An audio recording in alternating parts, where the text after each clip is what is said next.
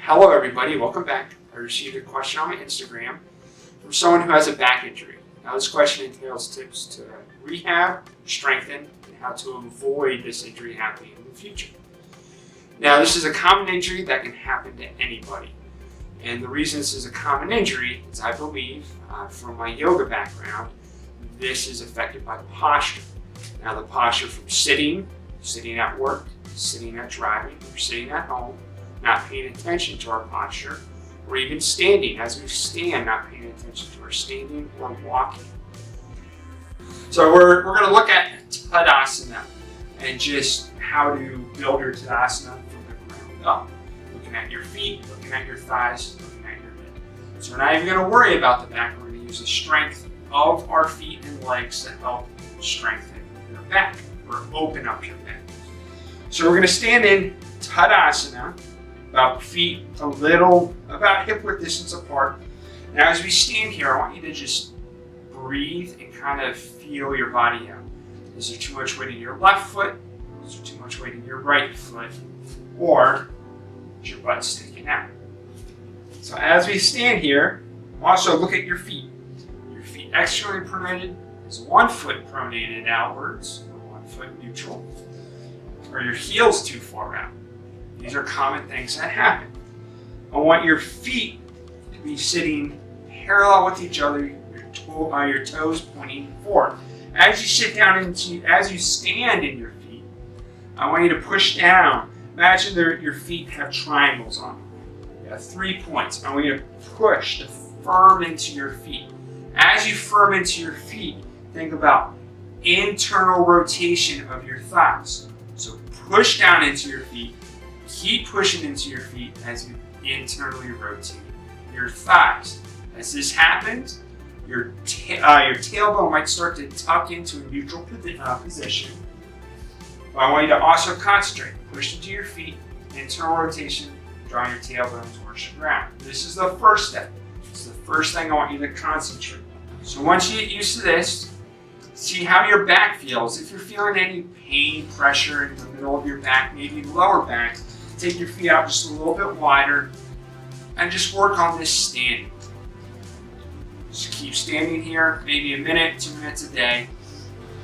Now, a couple exercises we're going to work on. Once you get your Tadasana down, get that posture, you feel stable in your Tadasana, we're going to throw together 4 different exercises. Try to hold each exercise for about 30 seconds to a minute, or maybe 15 breaths. Deep inhales and exhales for your breathing.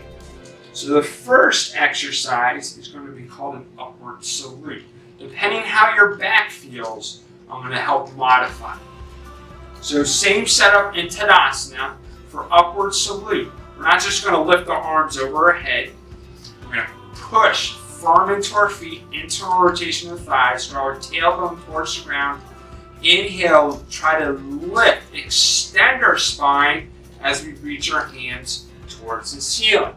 So your hands are drawing towards the ceiling as your tailbone's drawing towards the ground, creating a nice elongated spine. Now as you do this, if you're feeling pressure in your back, I want you to think about wrapping your rib cages towards each other. The rib cage might blow out, not giving you support in your back. If you're feeling radiating pain or too much pressure in your back, don't lift your hands.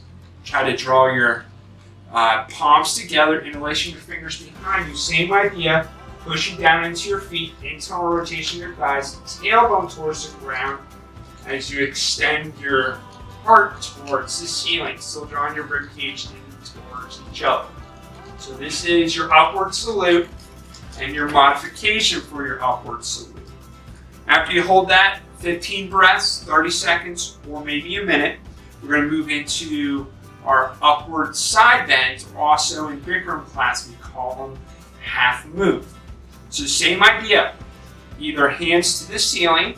So I'll show this variation first. We're going to inhale, extend up, firm into your feet, internal rotation, tailbone towards the ground. On our inhale, I'm going to go to the right first.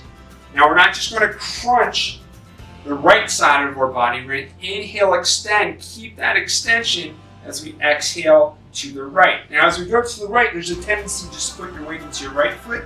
You want to equally press into your feet. Your left hip's going to slightly go out to the left. Hold for 15 breaths, 30 seconds or a minute. Inhale, center.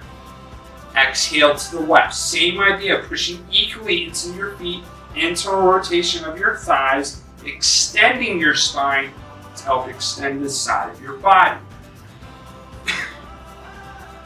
Your third exercise, we're going to take the hands to the small of our back. It's our standing back bend. Feet still hip width distance apart. Firming into your feet, internal rotation of your thighs. You're going to draw your shoulder blades together down your back. Really concentrate on keeping your rib cages in, not blowing them out. We're going to inhale, extend our spine. So our spine's reaching up towards the ceiling as we draw our tailbone towards the ground. Exhale, we're just going to start to drop our head back. As we drop our head back, use your hands to gently push your hips forward. Our fourth exercise is our forward fold. So our goal is not to touch our toes, is to extend our spine. So as we fold, we're going to keep a nice flat back. Same idea. Push into our feet, internal rotation, extend our spine. We're going to slightly bend our knees, or if needed, really bend our knees. As we exhale, fold with a flat back. Hands are either to the shins or maybe our ankles. What we want to do is we want to connect our belly and rib cage to our quadriceps.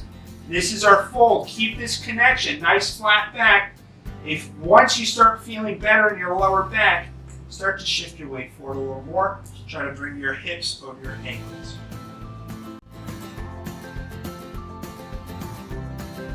Now, how you can apply this to walking. As you walk, think about the slight internal rotation of your thighs, drawing your tailbone towards the ground. Might seem a little weird at first, but you're paying attention to your posture as you walk, just like you're standing in Tadasana. So it's a moving Tadasana.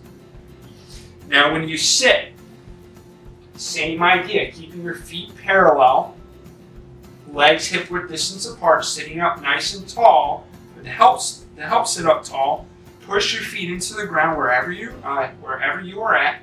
Keep a little internal rotation of your thighs, drawing your tailbone towards your chair. But think about drawing your tailbone towards the ground, trying to support your back. You can do this while you drive, while you're at work, or at home. So those are tips for your posture just coming from Tadasana. Try to do all four of those exercises in a row, spending about 30 seconds to a minute in each one. Or maybe if you don't have a clock ready, a stopwatch ready, try doing about 15 breaths on each side. If you have a little more time, try to do 30 breaths on each side. Give it a try. Let me know how it goes. If you have any questions, don't hesitate to contact me.